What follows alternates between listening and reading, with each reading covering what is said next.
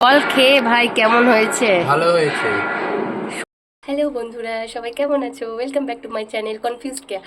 এই গরমে আশা করি সবাই নাজেহাল অবস্থা সবারই। তো সবাই ভালো থেকো, সাবধানে থেকো, সুস্থ থেকো, আর প্রচুর প্রচুর ঠান্ডা খাও। তো বহুদিন পরে আমি আজকে ব্লগ করছি। ব্লগ করার কারণ একটাই, কারণ কি হলো, এই ফেসবুক ইনস্টা খুললেই এত বিরিয়ানি, এত এত কিছু ছবি দেখছি না, আমার খুব এই গরমে ঠান্ডা খাবো কি, সেখানে আমি এত রিচ খাবার খাওয়ার প্রস্তুতি নিচ্ছি।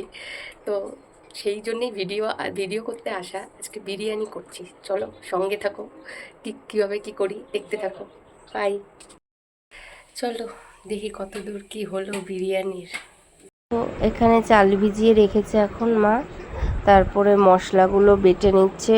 এটা আদা রসুনের পেস্ট দিয়ে মাংসটা একটু ম্যারিনেশন করেছে, আর এটা বিরিয়ানির গোটা মশলা তার বেটে রেখেছে। আর পেঁয়াজ ভাজা চলছে, এখানে আলু ভেজে রেখে দিয়েছি আগেই। যে আমাদের মাংস কষানো অলমোস্ট হয়ে এসেছে, দেখো তেল ছেড়ে দিয়েছে। আমি আবার অন্যভাবে করি, মাংসটা আগে করে নিয়ে তারপরে করি। মানে আমি যেমন পারি তেমন, সবার বিরিয়ানি রেসিপি এক না, তো আমারটা আলাদা।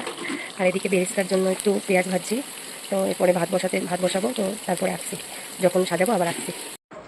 তো যেটাতে করব, একটু ঘি গরম করে ব্রাশ করে নিয়েছি, তারপর এক এক করে ভাতের লেয়ার, বিরিয়ানি মশলা, কষিয়ে রাখা মাংস, আলু দিয়ে 3টে লেয়ার করে রেখেছি। আর ভেজে রাখা যে বেরেস্তাটা ছিল ওটা ওপর দিয়ে ছিটিয়ে দিয়েছি। আর কাপে যে দেখছো, এটা হলো কেশরের পাউডার ছিল, কেশরের পাউডার দুধে আগেই ভিজিয়ে রেখেছিলাম। আর ওর মধ্যে মিঠা আতর দিয়েছিলাম, তো ওটাই হাত দিয়ে গর্ত করে করে দিলাম। আর যেটুকুনি ছিল বেঁচে সেটুকুনি হাত দিয়ে ছিটিয়ে দিলাম। এবার এটাকে ঢেকে 5-7 মিনিট দমে দেবো, তাহলে আমার বিরিয়ানি রেডি। তো আমার বিরিয়ানি হয়ে গেছে, এখন রিভিউ নেওয়ার পালা। এখানে মিউট করেছি কারণ টিভি চলছে, কপিরাইট খেয়ে যাব, তার জন্য এটাকে মিউট করে। বল খেয়ে ভাই কেমন হয়েছে? ভালো হয়েছে।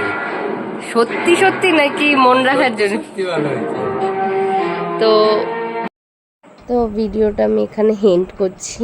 ভালো লাগলে লাইক শেয়ার সাবস্ক্রাইব করে দিও। এই জায়গাটায় মিউট করেছি কারণ পাশে টিভি চলছিল আর একটা ডায়লগ বলছিল, যদি কপিরাইট খেয়ে যায় সেই কারণে। বাই।